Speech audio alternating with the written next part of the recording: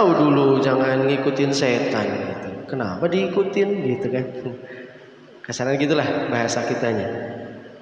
Bukannya udah dikasih tahu dulu jangan ngikutin setan. Setan itu bukan teman, setan itu musuh gitu. Meskipun dengan tipu daya muslihat seperti seakan-akan teman tapi menjatuhkan gitu ya kan. Ini dalam keseharian ini banyak gaya-gaya seperti ini, kayak teman tapi menjatuhkan. Kalau bahasa anak sekarang itu nikung, banyak yang nikung atau sliding ya, di sliding. Ini yang tipu dayanya setan ini sudah kita ketahui waktu ceritanya Nabi Adam gitu kan. Nabi Adam itu kan dibilang sama setan itu, udah makan aja tuh buah khuldi. Itu sebenarnya gini loh gitu. Sebenarnya Allah ngelarang kamu makan buah khuldi itu biar kamu nggak jadi penguasa surga, nggak lama-lama di surga. Gitu ceritanya. Udah dah percaya sama saya sudah gitu. Ini lakum nasihun amin. Aku nih sebenarnya penasehat terpercaya nih gitu. Itu ceritanya kayak gitu. Jadi dipelintir oleh setan. Nah ini pembisik-pembisik yang menjerumuskan. Nah setan itu seperti itu. Sebenarnya setan itu adalah musuh yang nyata bagi manusia. Karena di surah Al-A'raf, ayatnya saya lupa, ayat sekitar 60-an kalau nggak salah, kan disebutkan pada saat setan itu sudah diturunkan, turun ya bahasa kita, turun dari surga, kemudian keluar dari surga dengan segala fasilitas kemewahannya. Setan kan ngomong gini Pak, ya Robbi qala fabima agwaitani la'aqudan lahum siratal mustaqim. Udah deh gak apa-apa nih, karena Allah sudah menghukum kita gak bagus, sesat, kita perang nih gitu. Fabima agwaitani la'aqudanna lahum, kami pasti bakal bikin manusia ini apa ya, menjauh sirotokal mustaqim, dari jalanmu yang lurus. Nah udah tuh, sudah di apa namanya, perang nih Pak, perang. Gak apa-apa kita diusir gitu. Kalau anak ngambek gitu kan Pak, gak apa-apa, gak dikasih, awas. Nah ini ancaman juga. Nggak apa-apa diusir dari surga, awas loh gitu. Awasnya apa?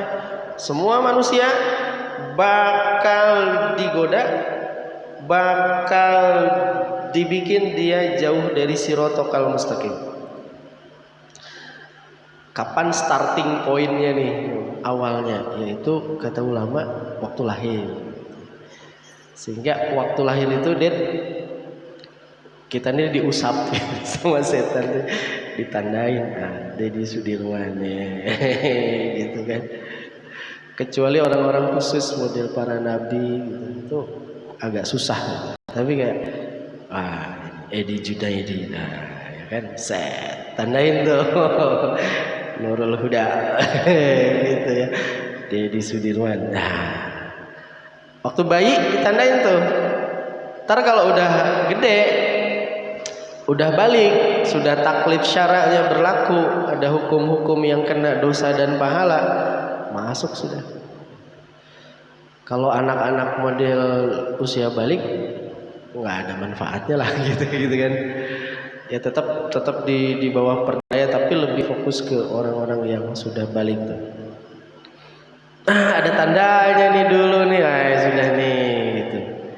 Maka digoda terus diperdaya.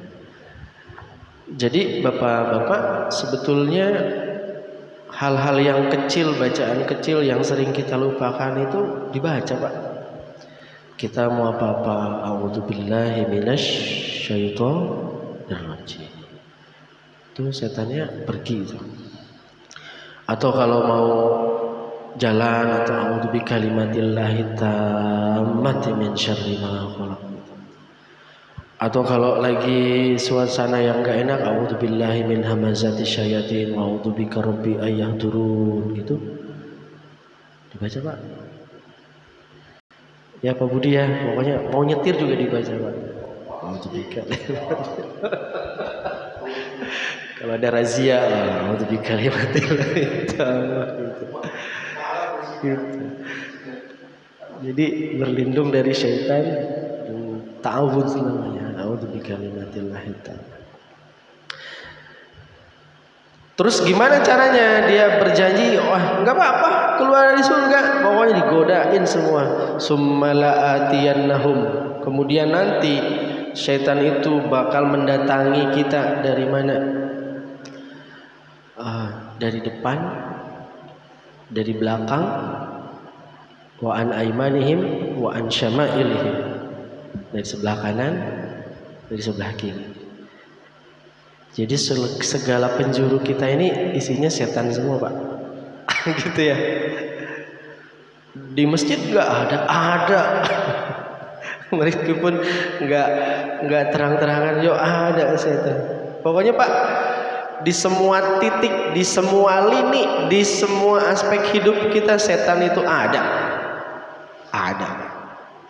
Apalagi lagi sendirian, ada banget. Jadi kita lagi sholat aja ada setannya Pak.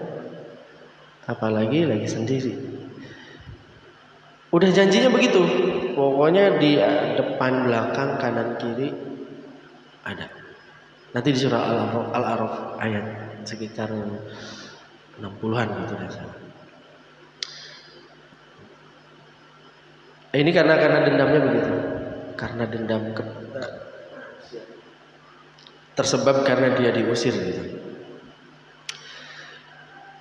Innahu lakum aduwwum mubin, setan itu adalah musuh yang nyata. Kalau bahasanya payatnya itu yang murah nggak mau ya Pak Payat. Biaya yang murah nggak mau, tapi kalau yang mahal-mahal mau. Maksiat itu kan mahal ya, perlu biaya gitu. Tapi banyak yang mau gitu. Kalau ke masjid ini kan murah, gak ada biaya. Ya ngisi kotak infak lah, seikhlasnya. Tapi banyak yang nggak mau.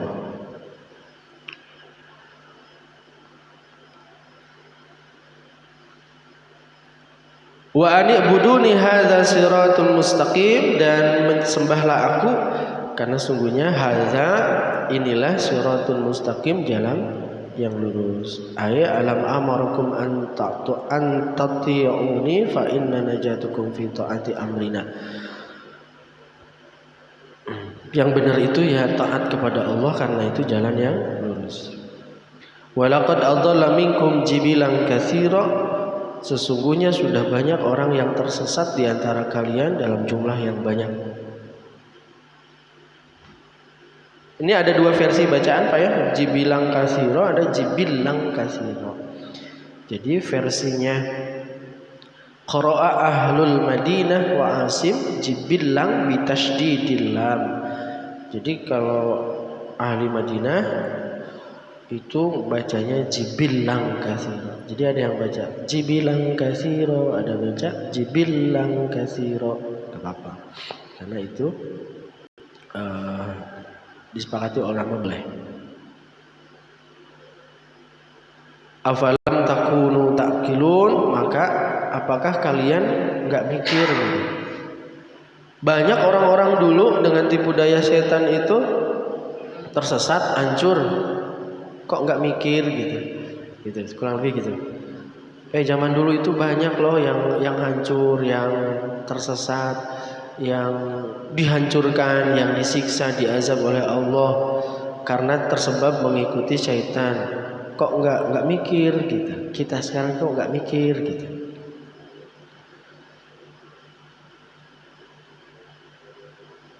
Lanjutkan keterangannya sedikit.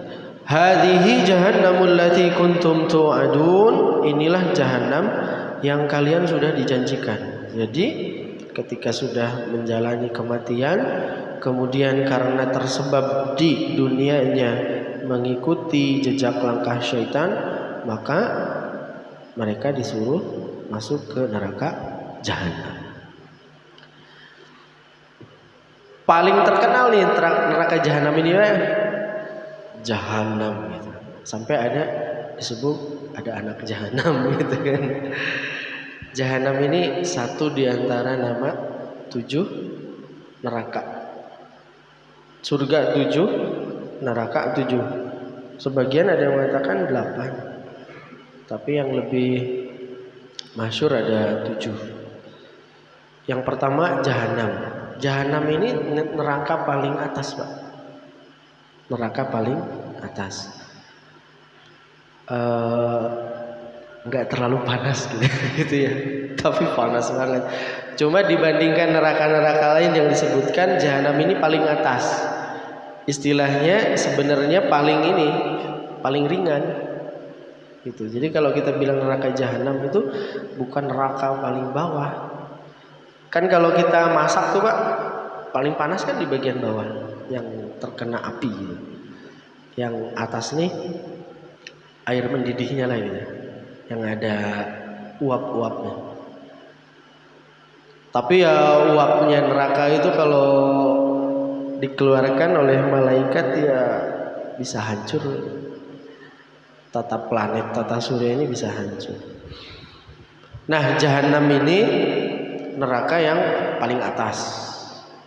Untuk siapa? Li ummati Rasulillah sallallahu alaihi wasallam, untuk umat Rasulullah yang punya dosa tapi dia nggak bertobat ya.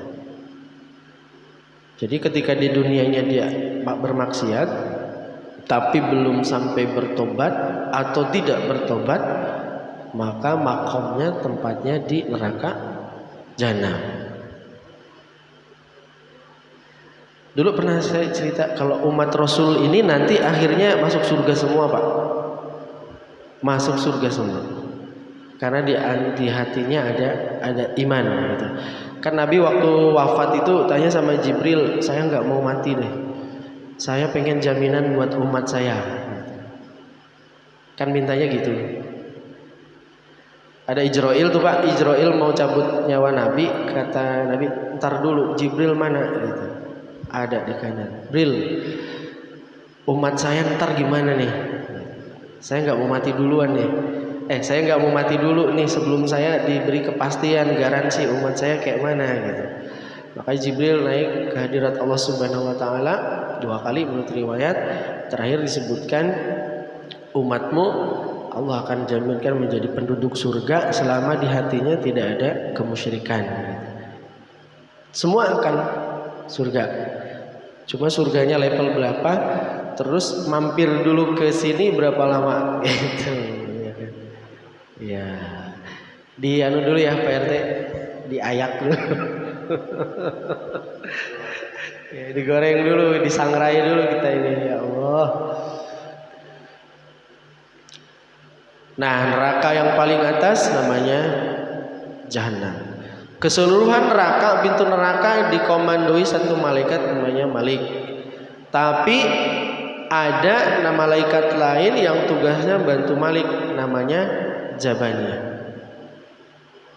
Pernah dengar kata Jabaniyah, Pak? Sanad'uz Zabaniyah kalla la tuti'hu wasjud waqtarib. Ya. Malaikat Jabaniyah itu sejumlah huruf dalam lafaz Bismillahirrahmanirrahim. Jumlahnya segitu.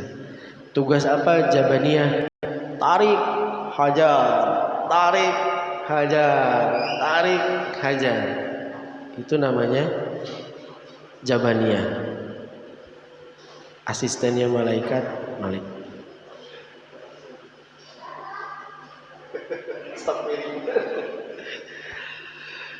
Jadi untuk umat Rasul yang nggak taubat, bapak-bapak hadirin, sampai falaula idza balaghatil hulqum wa antum hina idzin tanzurun, sampai nyawa kita berada di kerongkongan, pintu taubat kita masih dibuka oleh Allah, istighfar kita masih diterima. Tapi kalau sudah di sini, bapak-bapak mungkin sering lihat orang yang sakaratul maut. Saya sering menemui orang atau mendampingi orang yang sakaratul maut. Luar biasa. Kengerian dan kepayahannya sakaratul maut itu, ya Allah. Makanya kalau kita takziah kepada orang meninggal itu, ya itu nggak dibolehkan kita ketawa-ketawa itu ya mikir gitu, mikir ini orang mati, mungkin besok saya kapan, kan nunggu antrian gitu ini, lagi di absen. Dia bilang SK-nya udah ada ya, apa untung SK-nya udah ada, cuma tinggal belum di share aja gitu. Selama nyawa kita belum sampai di hulqum, di sini di tenggorokan, di ujung tenggorokan, istighfar kita masih diterima oleh Allah Subhanahu wa taala. Tapi kalau sudah di sini, maka pertarungannya ketika sakaratul maut itu kita talqin la ilaha illallah. Dan itu nggak boleh terus-terusan ya. Pernah disampaikan sama Yai Mukhlasin, kalau mentalkin itu nggak boleh. Nyebut la ilaha illallah, la ilaha illallah, la ilaha illallah. Itu jadi stressing buat dia gitu. Jadi talqinnya la ilaha illallah gitu. Biarin dia ngikutin. Terus biarin aja. Ntar agak lama la ilaha illallah gitu. Ya. Man kana akhiru kalamihi la ilaha illallah dakhalal jannah. Siapa orang yang akhir ucapannya ketika sakaratul maut la ilaha illallah, Allah udah garansi surga. Orang banyak maksiatnya, sebanyak apapun, wah dableknya luar biasa, bungulnya gitu, keras kepalanya kayak apa, jarang ibadah gitu, tapi ujungnya dengan izin Allah la ilaha illallah dakhalal jannah. Ya terserah Allah saja kan, Allah yang punya surga kok, Allah yang punya ampunan. Jadi kita nggak boleh juga merasa diri bisa selamat dengan amal, sombong karena amal, karena bagi Allah ya gampang. Yang kita minta ini ridhoka. Inni as'aluka ridhoka wal jannah. Yang kita minta ini ridhonya Allah. Allah ridho apa saja. Jadi jahanam Mbak ya, kita terus ini. Yang kedua neraka ladha. Ladha itu innaha ladha. Itu surat apa itu?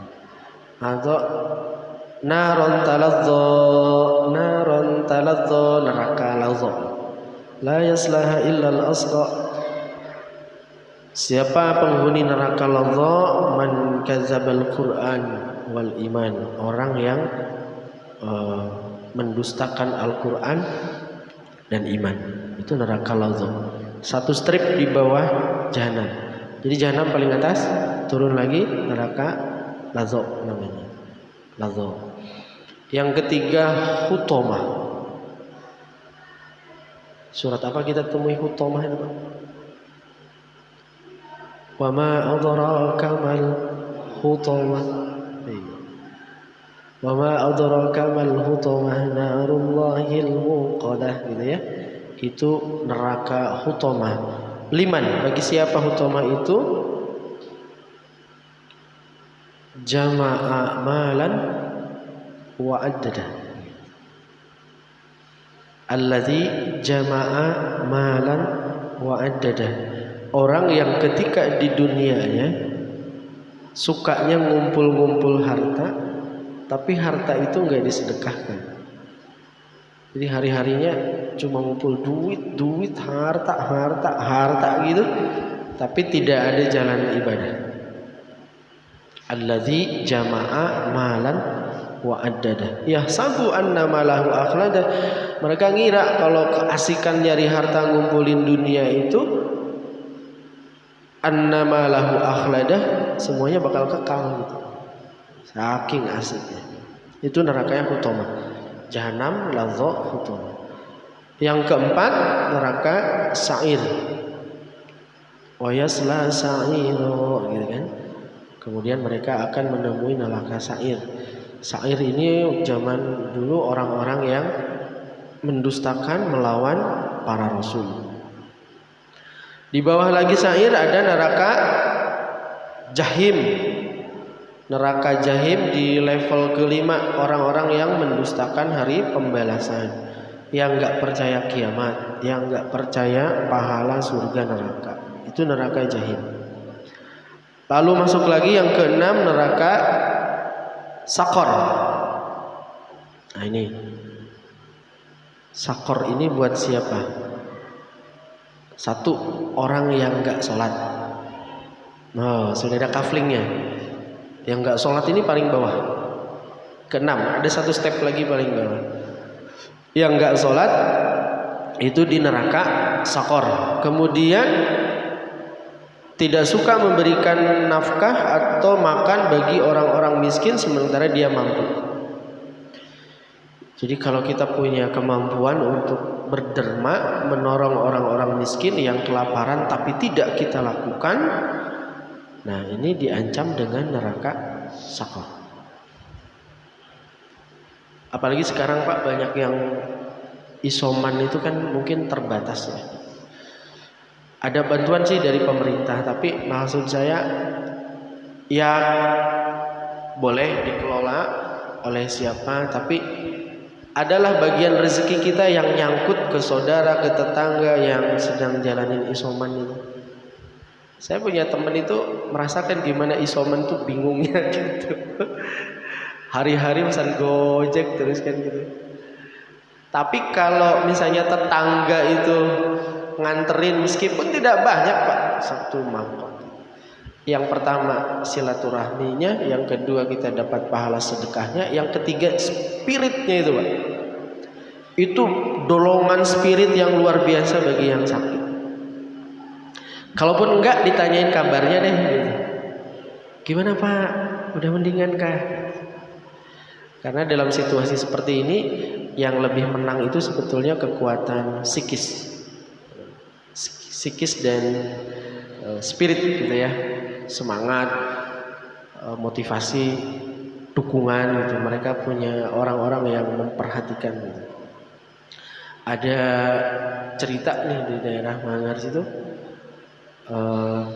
orangnya sakit juga karena tertutup, stres juga kali gitu, drop yo tambah drop gitu. Karena itu tadi, mungkin karena kurang dukungan. Nah, Bapak-bapak monggo dengan cara apapun, mungkin masih ada di antara kita yang masih sakit, yang isoman atau apa, saudara, tetangga di mana sajalah. Kalau ada rezeki, ya monggo lah. Ya beli apa kayak, atau ditanyain mau dibeliin apa gitu. Nasi Padang. Sikat, mumpung ditawarin nasi Padang gitu nggak apa-apa. Sate kambing, wah. Gak apa-apa. Jadi ini ancamannya malah neraka Sakor bagi orang yang tidak mau bersedekah. Terakhir, neraka yang paling bawah disebutkan neraka Hawiyah. Ini paling dasar. Paling dasar itu pasti dekat ke sumber apinya kan? Berarti paling panas. Siapa Hawiyah? Buat satu.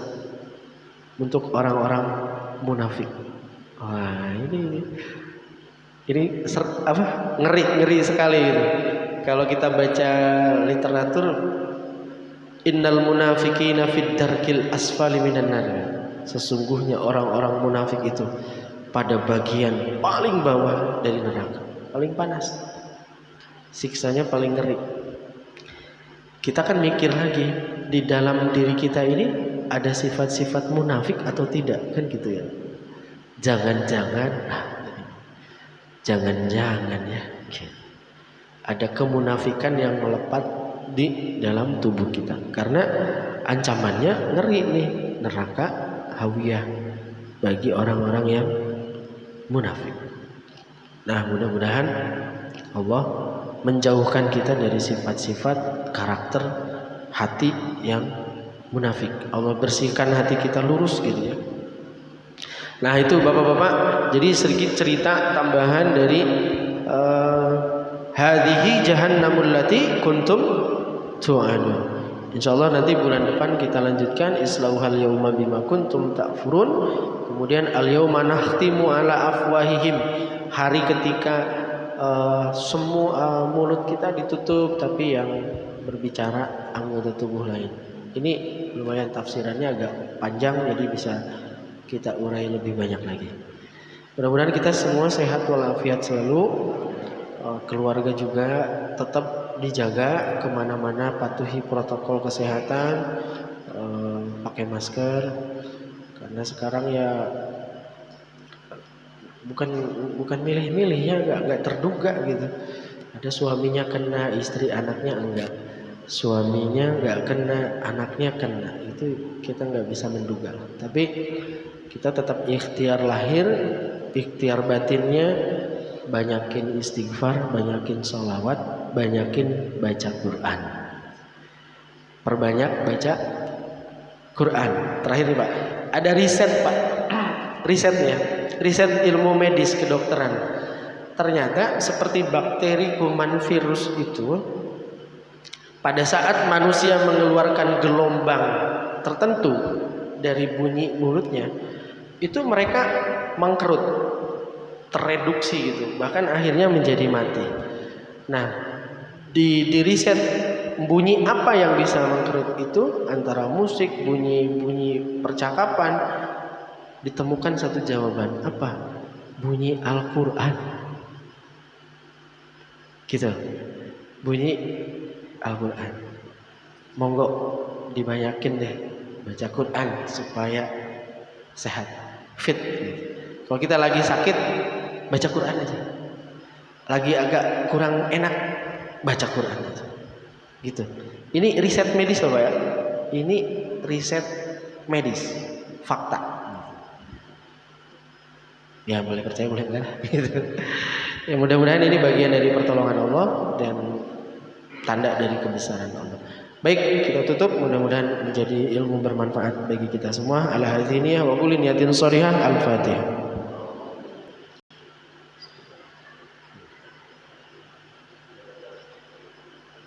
إياك نعبد وإياك نستعين اهدنا الصراط المستقيم صراط الذين أنعمت عليهم غير المغضوب عليهم ولا الضالين آمين يا رب العالمين. بسم الله الرحمن الرحيم. الحمد لله رب العالمين. اللهم صل وسلم وبارك على سيدنا محمد. قد ضاقت حيلاتنا أدركنا يا رسول الله. اللهم إنا نسألك علما نافعا ورزقا طيبا وعملا متقبلا. اللهم إنا نعوذ بك من جهد البلاء ودرك السقاء وسوء القضاء وشماتة الأعداء. ربنا آتنا في الدنيا حسنة وفي الآخرة حسنة وقنا عذاب النار والحمد لله رب العالمين. Hadanallahu wa iyyakum ajmain. Wallahul muwaffiq ila aqwamit thoriq. Assalamualaikum warahmatullahi wabarakatuh.